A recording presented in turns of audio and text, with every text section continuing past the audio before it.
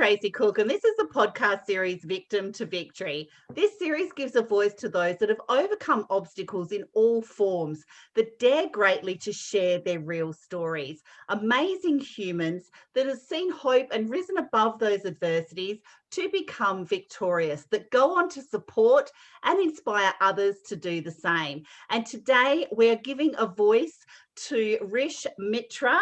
He's in Michigan. And I'd like to say welcome to the Victim to Victory podcast series, Rish. Thank you. Thanks for having me. Not a This is problem. an amazing platform, by the way. I just, it's so needed. And thank you for serving. I mean, like, so much appreciated. Thank you. That's really, really appreciated. Thank you so much. Now, I do have a little bit of a background that I want to share with our audience because you've done some absolutely amazing and outstanding things. And I think our audience is going to get so much value, and it's such a needed message in the world, not only in 2020, but just ongoing, you know, to be the change in the world. And you're being the change like many other people, Rish. So I really appreciate that. So you grew up in a Catholic missionary school in India. You are now a life coach, which is absolutely fantastic. You run your own podcast, which I've listened to, and it's absolutely brilliant. So we will be sharing Rish's link out so you can connect with him if you get value from his story today as well, which I know you definitely will. And the podcast that Rish actually speaks on is to raise awareness to men's health and how, as a society, men and boys are devalued due to social and cultural stigma that has been raised around men. And he's on a mission, an absolute mission, to debunk the myth and the shallowness of words like man up, boys don't cry, don't throw like a girl, and toughen up. Now, there is much more to Rish than that, obviously. I'm just touching on a few of the outstanding things that he's actually doing to be the change in the world that we need to see at the moment. So very much a warm welcome. Where does your story start, Rish, your personal journey? And how did it come to being a life coach with such a powerful message to share? Thank you. Thank you so much, Tracy. My story starts in India, and when I was 23 years old, 22nd November 2004, and 6:50 a.m. and a nurse came and woke me up and saying like, okay, you gotta go to the third floor. And I walked with my cousin, and all I remember with my sleepy eyes is the guy passed me a register and says time of death 6:45 a.m. and I just signed, and I just walked by the bedside, and there lays my dad. My best friend, my philosopher, my guide, my everyone, everything in my life. And I basically told the nurse just take the ventilator off, and just walked out of the hospital. And then it hit me. I mean, once I came out of the building, and just like sunlight hit my face, and I'm like, I just lost my dad. And, you know, like death makes you numb, and it takes a while to realize it. I ran frantically upstairs all the way to third floor, and just started sobbing. I mean, I didn't know what to do. The reason I say that is because I want everyone to understand like how we don't understand trauma until after a certain point. For me, it took me, you know, a good 10-15 minutes to realize that I just lost my best friend. And then what happened after that is I had to break the news to my mom and to my sister. They were still at home. And everyone basically said, you're the man of the house now, and you got to man up. So what I did is like I took all my grieving, all my grief, all my tears, and I just like wiped it out, because I had to take care of my mom and my sister. And back then I didn't realize it. And now I'm 39, and 16 years down the line, 16 years. And now I know that how terrible, how detrimental to someone's health that is to not grieve the trauma. People ask me, how long do we grieve for? And my answer is however long you want. Some grievings are lifetime, and I will grieve my dad till I die. That's how I see it. But I celebrate his life now instead of crying. I remember all the good things. I remember all the teachings. I remember all the principles that he taught me. And there's different ways to do it. So fast forward, after that, I came to United States to study, and two suitcases and $200. My mom sold her house because my dad was a teacher. So she told me that your dad always wanted to see you finish your engineering degree. And that's just how my journey started, because when my dad passed away in India back then, there was a rule: if you miss one semester, you got to go back to the freshman year. And I didn't want Wow. to do that. And now they have changed. In 2004, it was. So of course, during my dad's funeral, I had to miss my fifth semester. I was in third year. I was one more year away from my undergrad in engineering, mechanical engineering. And I, I, I basically, the guy said like, no, you have to go back. Of course, we didn't have the money. My dad just passed away. My mom was retired. So I basically came back to Calcutta because I was studying engineering out of state in New Delhi. Uh, and it's the capital of India. And so anyway, long story short, I came back and I had to figure out my life. So I'm like, don't worry about it. I'll figure something out. So I joined a Dell call center, 1-800 numbers. And those were some good moments. Those are some hard moments, but there was also a big learning experience. Every teachings that every lessons, I feel like, what is teaching me. And I had always been that guy because of my dad. He had a rough childhood, but he always survived, and he always kind of did that. And that attitude kind of he like just really stamped in me. And so I did work in call center at night because of course in the United States during the day, right, they would call Dell hardware support. And at the same time, I started doing like online course to get at least some sort of undergrad, and then somehow get to an MBA or something like that. So during that time, a lot of my friends came to United States to study, and a lot of them said like, you know what, you can come here, and they would give you transfer credits. Like, okay. So I decided to give SAT exam and got admitted, like got scholarship from 9 universities out of 10 that I applied. I ended up like coming to United States, but the problem was I didn't have the money, and my mom basically sold her house. My mom is like, your dad was a teacher. I want you to go get it and finish your degree. Um, so I came here, two suitcase, $200. That's all I had, and slept on friends' couches for a couple of weeks, couple of months, and started doing my engineering stuff. And there's another story to that. I'm not going to go into that, but it's uh, I had to ask for more credit hours than they would normally allow, only because I only had money for 3 semesters. And all I did is just study and work, study and work.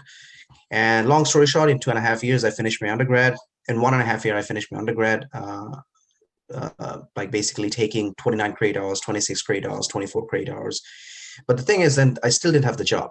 And I couldn't go back to India because I had so much loan. And if anyone knows about the dollar conversion, it's huge. And so back in the day, I didn't have any options. So I had to figure out a way to stay in the United States to get a job here, at least for a few years, if not forever.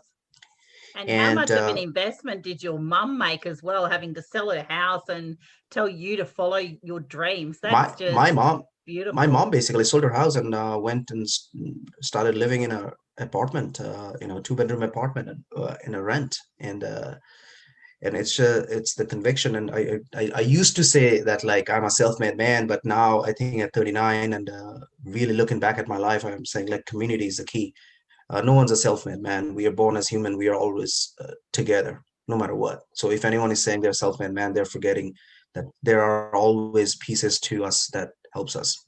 So even now, like I'm talking to you on a Zoom call, all this technology is built by someone else. So nothing we are doing in this world is by ourselves. There's something, always something. We're all So connected true. somehow.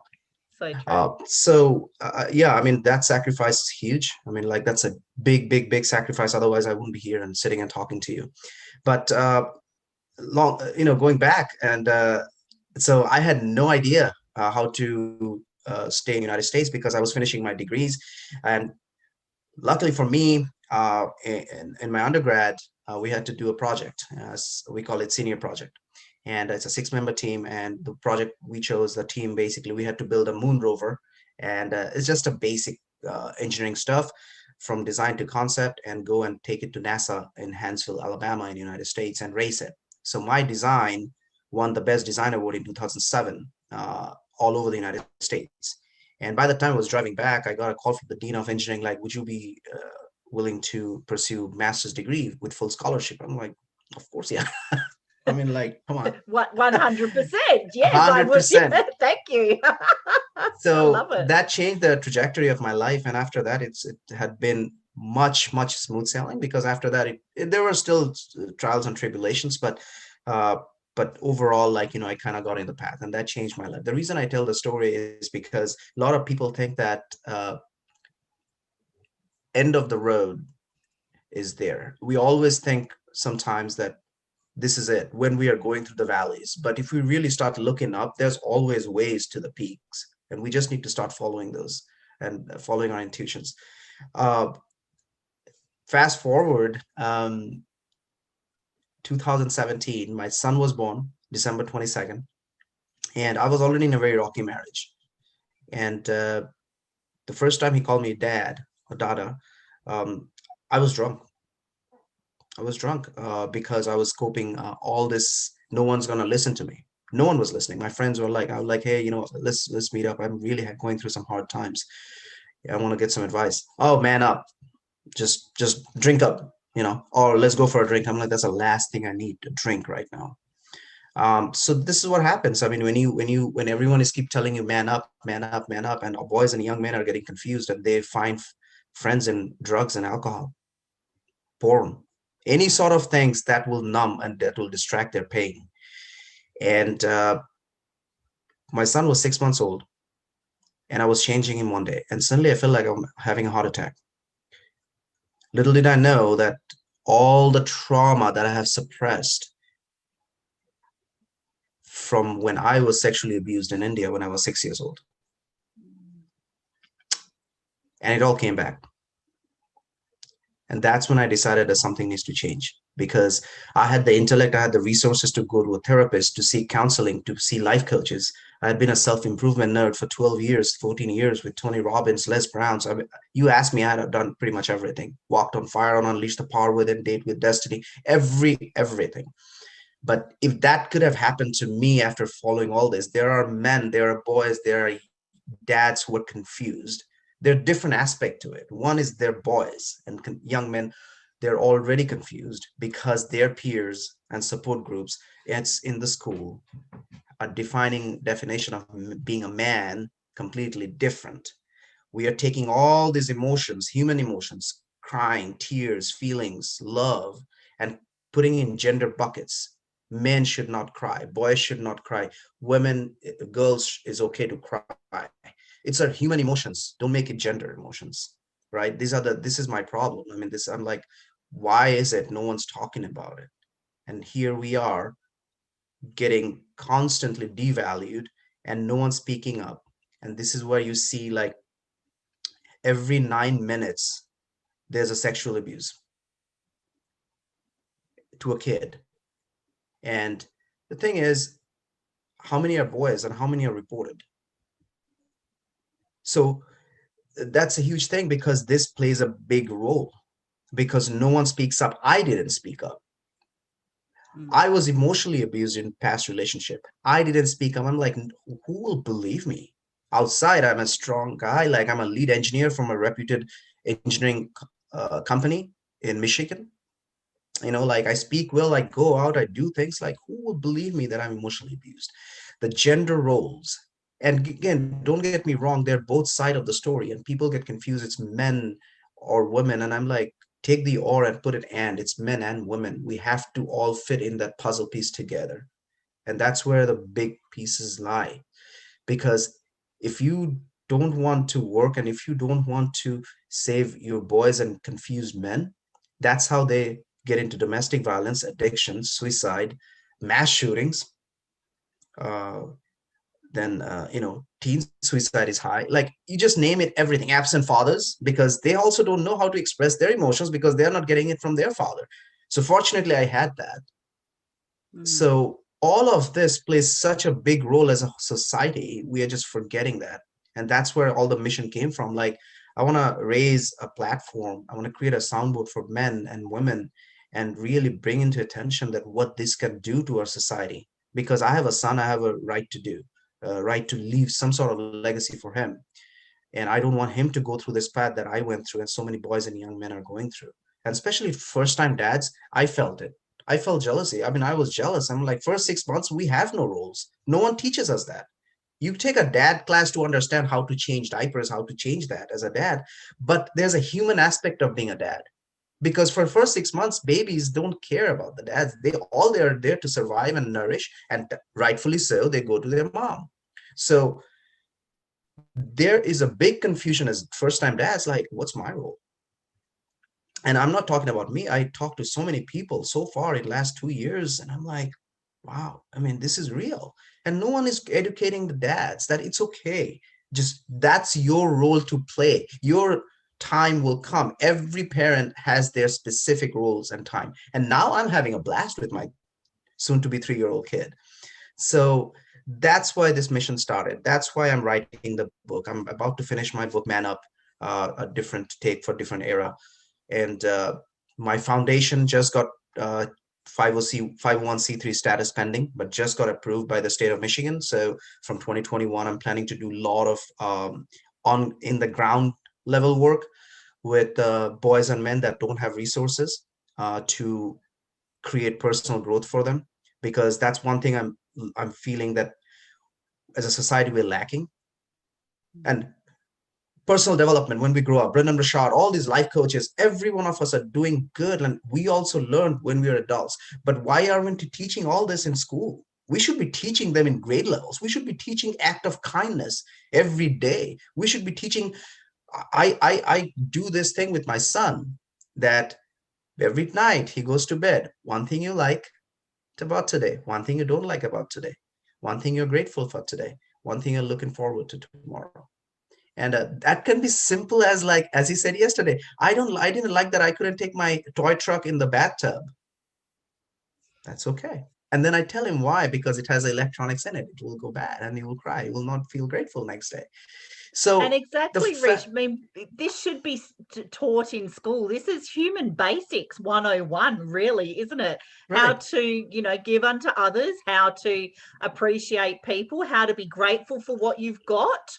And how to actually just be a good human, regardless of whether you're man or woman or what your background is. It's just good human basics. And it should so definitely, I agree so much of this should be taught at a school level.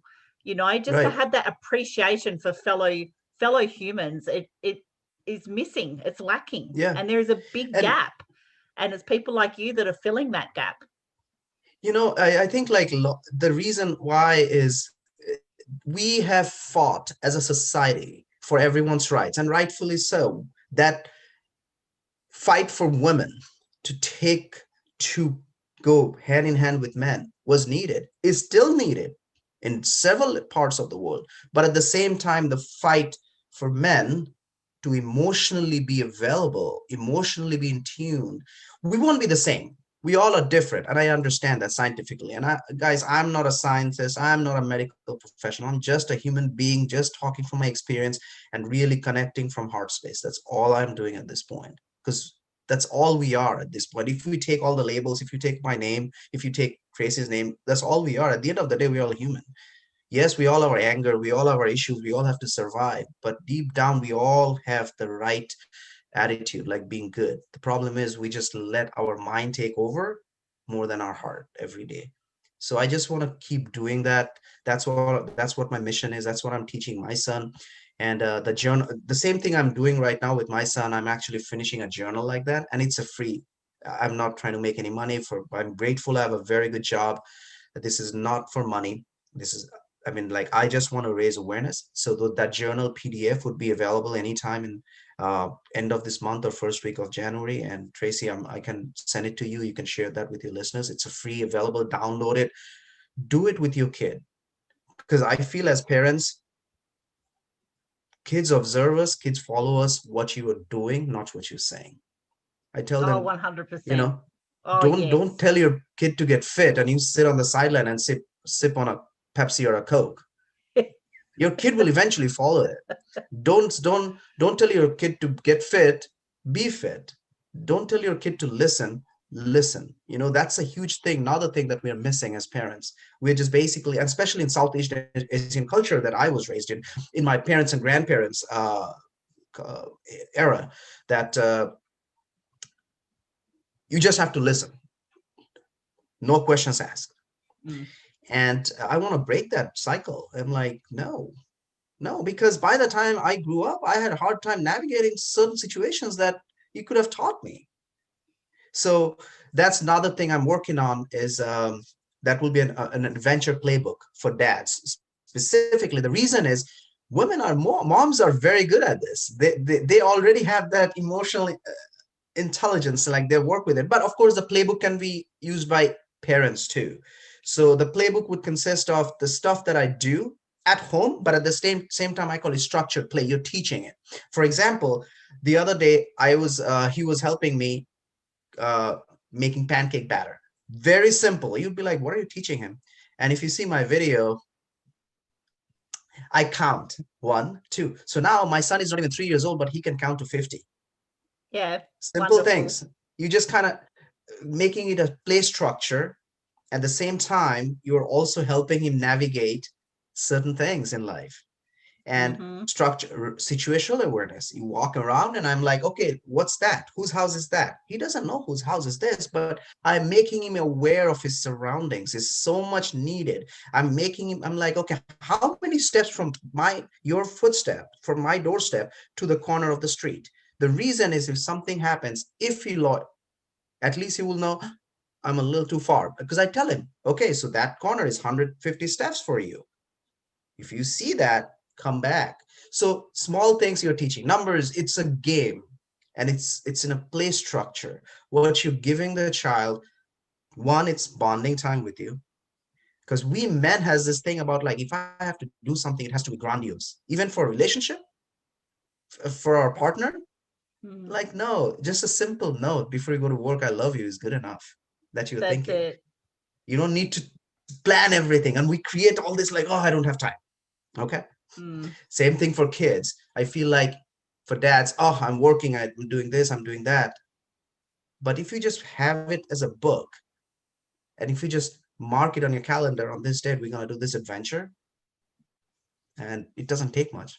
I think that's a wonderful idea, because I think sometimes it's generational as well, because I'm in my mid-50s, and I know growing up here, my family, my parents were very old school, and it was you fall over, oh, get back up, harden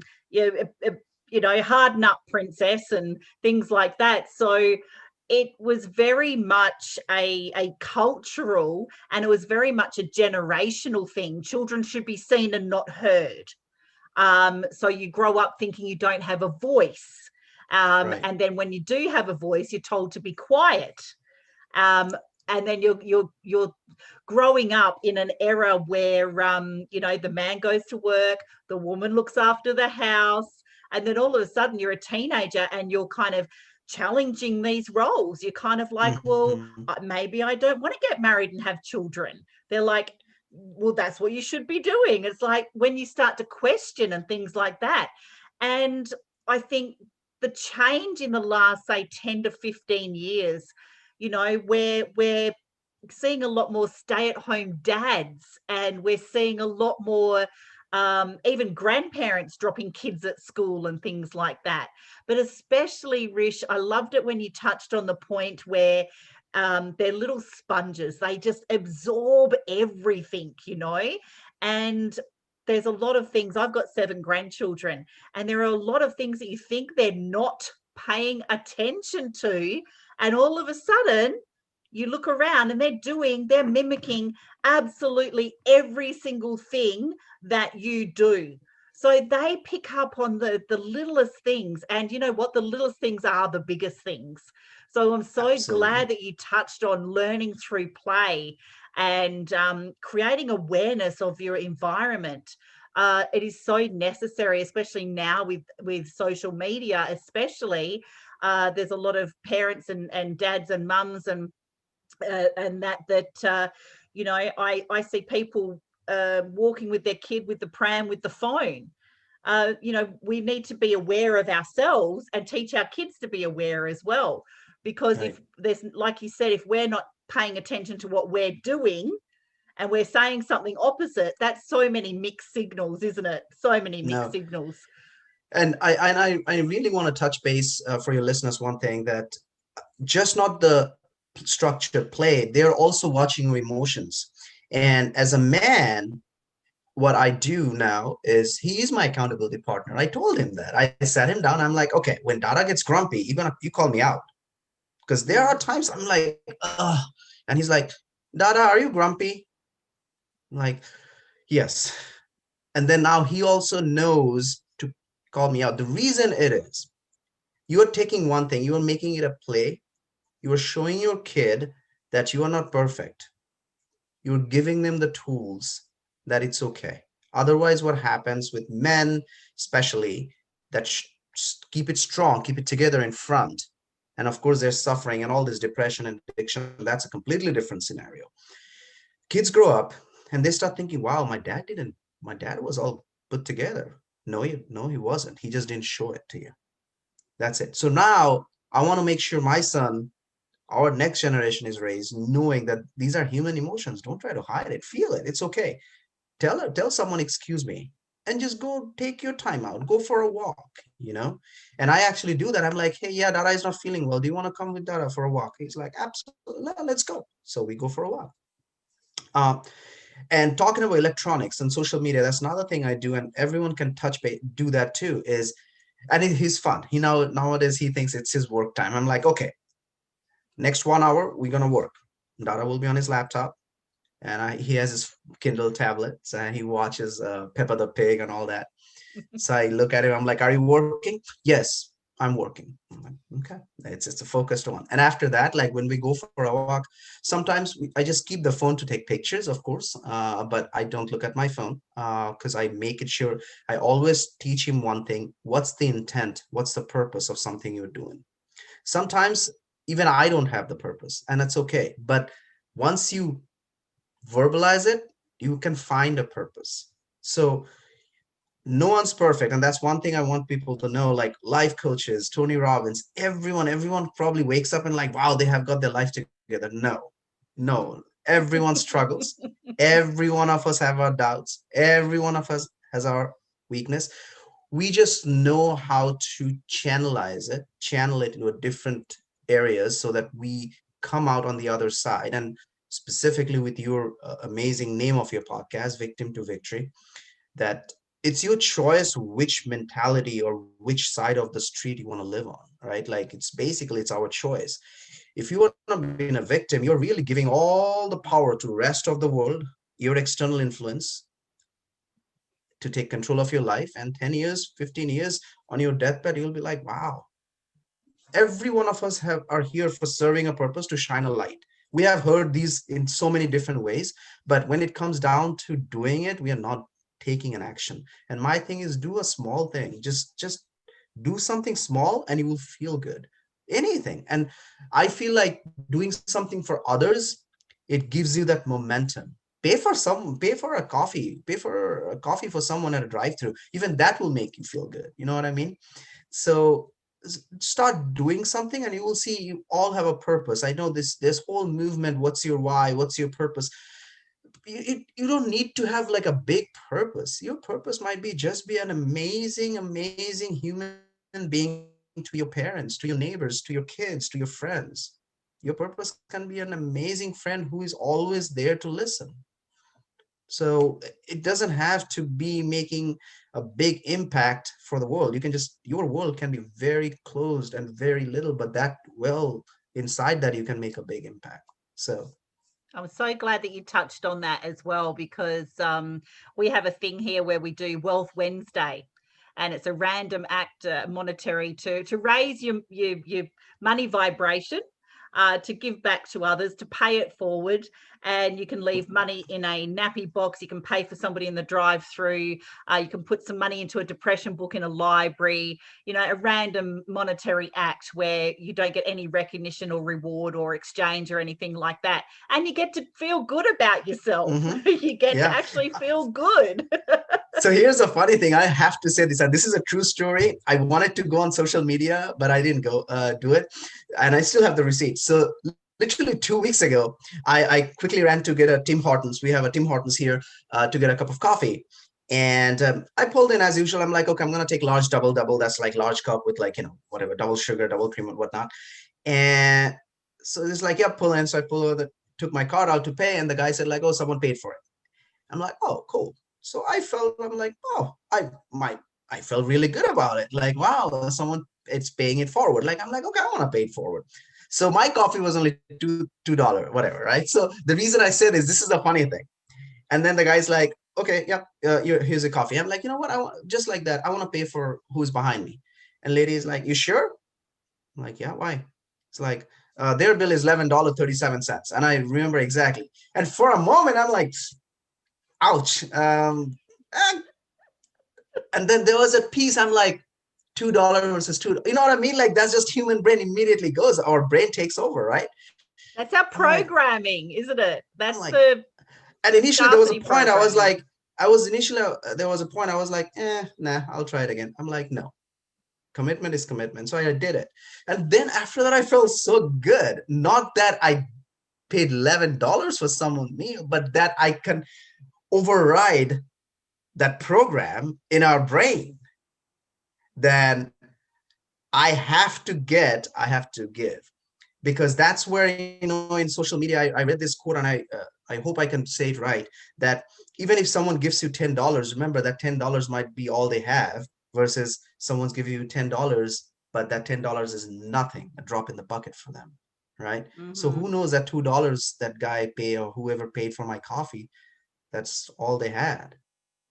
That's and it. I'm fortunate that I have good fortune, and I'm grateful for my job. So that's all I'm trying to say. You don't have to match everything. You don't have to, and especially in today's culture, that we have to give similar. Otherwise, I'll be looked down upon. It's very prevalent in Indian culture. I know that growing up, like gift giving, and so just just talking about Wealth Wednesday. It can be even small stuff. Don't just doing stuff for others. That's itself is big. Oh, 100%. And just going back, if you don't mind, you said something about with your son where he's actually working. I really love that. I could just picture a father and his son sitting there, and you're working. So it's all about ethics and morals and core values as well. So it's a lot of the men that I know are very blokey bloke, and I don't think I've ever seen them cry or show their emotions or anything like that.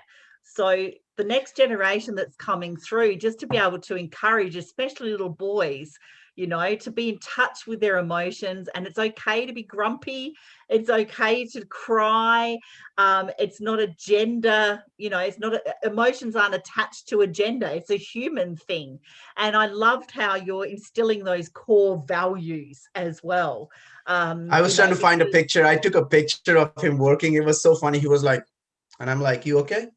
And he will turn around. He's like, I'm busy. I'm like, okay. Sure. And there was a game on Amazon Kindle, Peppa the Pig, and it's an interactive game. You can actually help Peppa the Pig make a cake and put it in a tray and bake and serve and all that. So it's just so fascinating as a dad to see your son. And you are also like, I love these interactive games. I used to be a very big proponent of, like, I'm still am, spend outside than screen time. I'm still that guy because I'm a CrossFitter. I like to do hiking. I want to instill all those values in him. But recently what I realized, like, if you use screen time rightly, you're also teaching him a lot of things. Like that making a cake, right? It's nothing. I'm not expecting my kid to be a chef. Even if he does, I'll be amazed. I mean, like, good for him. But what you're really teaching him to have that focus for an hour. That we said, like, for an hour, and as you said, instilling the value for an hour, I'm gonna be focusing on my work. Yeah. and he's understanding it, and he's trying to mimic me, and that's fine. That's exactly what the point is. You got to show by doing that they can learn by doing. Well, And then there's a after an lot of hour, studies done. A child up until the age of 7, I think it is, has already programmed what they're going to be like for the rest of their life. And then most people spend the rest of their lives trying to rewire themselves. yes, yes. So so when you were saying, I was like trying to look for the picture, but it's amazing just to see a kid trying to be like their parents. And it can be mom and helping with dishes and all. And my kid is very much uh he's, again, as I said, like December 22nd he will turn 3. And he helps me clean up his toys. He helps me clean up his, I mean, like the first thing I do is make my bed. He helps me. So if I make my bed, he's like, okay, now help me with my blanket. So this just, it's small stuff. And one last thing I do want to say, the reason I brought it up is because I faced it. That, ah, it's your day, it's your school day. Come on, I don't have time for this. Let's go. That's the first thing that comes to you, right? Because you're getting late. Mm. But if you just take a step back, what's going to happen if they're like 10 minutes late? Yeah. But in that 10 minutes, you also are teaching your kid, if he's willing, if he's that interested in mimicking you and asking you to fold his blanket with him, do it. Take that extra 10 minutes. It's okay. That 10 minutes not gonna do anything in your life. I can guarantee you that. We all create all this narrative in our head. Oh my God, I'll lose 10 minutes. And it still happens to me. It's not, it doesn't go away. But Mm. I now actually override it. That yes. And that's why I do another thing called yes day, that one Mm. day everything he says is a yes. And that's kind of like scary for a lot of people. And of course, rightfully so. And I tell people that, you can actually create more boundaries, like, okay, anything regarding art and creativity today, whatever you say is yes. So that means if you want to go to a museum, if you want to do something. But for my son, I just started a yes day. It's like anything you say today is a yes, because it's not about him. It's also about me getting out of my comfort zone and really be doing stuff with him. I love that. And you're teaching yourself all these dad things that you're passing on to other dads as well. And Yes. you're not kind of going, I know it all. I've manned up, or anything like that. You're teaching yourself, and you're kind of almost linking arms with your son and Yes. growing together. And that's what it's all about. That's so wonderful, Rish. That's I tell people he saved me, and I'm just, every day I wake up, and I really mean it in my heart, deep in my heart. Every day I wake up and I teach him every day that you wake up every day and just say thank you, heart. That another day to be grateful for, and every day you learn new. Every day you wake up clean slate. Every day you wake up, you didn't know anything. You don't know anything. If that's the way, that's how. If we just keep wiring that our brain like that, we will learn so much instead of just I know it all. That's when all the ego, that's the ego talking, right? So our ego is there Mm. for a reason. Yes, use it for right reason, but don't let that come into your being human and being a parent and connecting with your kids and other people. So And how wonderful for your wife and that as well, to be able to see, all of those emotions and the family coming together, and to be able to move forward knowing that the next legacy that's going to be built on relationships and feelings, and being aware of the surroundings. So I that is do, definitely leaving a legacy. I am a single dad, just to clarify. I did get out of the rocky marriage only because I'm a big believer we are still co-parenting well. I'm a big believer on, you don't have to stay in a relationship if it's not good, if it's toxic, because you're, again, what you're doing, your kid's gonna see it. Yeah, I rather have my kids see two happy individuals raising him as parents than two miserable individuals living under the same roof just in the name of marriage. So that's that's my good. big thing. I do have a partner. I do have a girlfriend now. She has 2 kids, and again, I mean, we are dating for 5 months, so we'll see where it goes. But absolutely, I mean, it's a very, very needed. If you are happily married, I encourage you to do all this together, all of this, and And if you're not, if you're single, and it's okay. It's okay to spend time with your kids for a while. I mean, you will be amazed at how you can get back to your inner child, you know. Give back to your inner child. I That's like huge, you that. I know, like that saying. because Give back to your inner we child. I wrote in my book, and again, I said, like, I'm finishing up my book. The rough draft is almost done. And in one of the thing I said that we are, as men, we have caged, we have locked up our inner boys inside. It's there. It's in yearning, it's yelling to come out. We just lock them up. And the easiest way I can give examples to people so that they can understand. If you want financial advice, who would you go to? A financial advisor. If you want anything to do with your health or medical, you go to a doctor. If you want to find your inner child, spend time with your child or with kid. Volunteer if you don't have a kid, and go and volunteer on organizations, because there are kids, trust me, they can need help. They need help.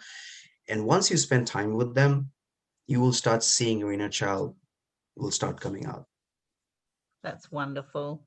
And what kind of message would you like to leave our audience on today, Rish? Because you've shared so much valuable information, so many golden nuggets. I love the idea behind showing emotions as a father and leaving a legacy, and to be able to be aware of your surroundings. No more man up, throw like a girl or anything like that. Let's get rid of those kind of sayings, because it's also educating women that if their man does cry, or their man isn't coping, that's okay to not be okay as well. So a lot of education for women as well, to get rid of that stereotype that they've probably grown up with as well, where they have to be the man of the house.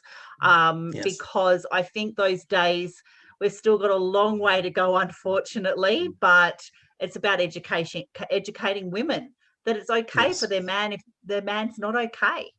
And if Hmm. boys aren't okay, or if they cry, that is okay. So I Yeah. love that message. I really do. And I'd love to do a part 2 with you 6 months down the track, and see where you are with your book and everything like that. It's absolutely amazing. What kind of message would you like to leave the Victim to Victory audience on today, Rish? To just end, I would request everyone, if you are at a lowest point in your life at this point, if you think there's no hopes, there's no path forward, I always use this word, reach out. Reach out to a book. There's books out there. Reach out to a tribe. Power of social media. Use it properly, and don't try to do something that is not gonna help you. That means, drinking, anything addiction wise, or even thinking about taking your own life. Because I feel like there's one thing that we always miss. The big point is every moment in our life is teaching us. It's good or bad. And Tony Robbins talks about we all like surprises. It's just we don't like when it comes with bad surprise. So I just think like that, and I just laugh at it, and I actually like, okay, so what is this moment teaching me, and where will I be a year down the line? And always remember that there's always tomorrow, and someone else is always looking forward to your smile, no matter what. So always look for that tribe, look for a community, and express your emotions. You don't have to hide it. You don't have to pretend everything is fine. If you feel like angry, be angry, write it down. If you feel like crying, cry. Find that right community is so important. I keep saying it because there are people who had been through what you had been through. And so reach out, and there are communities to help you. That's the end message I'm trying to get to, is that you are not alone. Listen to podcasts like this, and listen to uh, communities where they have already gone through these sufferings and trials and tribulations and came out on the other side with victory and triumph. So don't think this is your end. And I always say one thing, that if it's not all right, it's not the end. So always remember that. So keep going wherever you are, because it's just, to the peak, you have to go through the valleys. There's nothing. You cannot have peaks all the time. There's always valleys and peaks. So just because in the valley right now doesn't mean the peak is not coming. You might turn around one corner and you'll see there's a way out. So always look out for those, and don't feel that you are all alone. There are people, we are all human beings, and we live by society. So I am rooting for you. Much love, and really, really, really reach out anytime you want.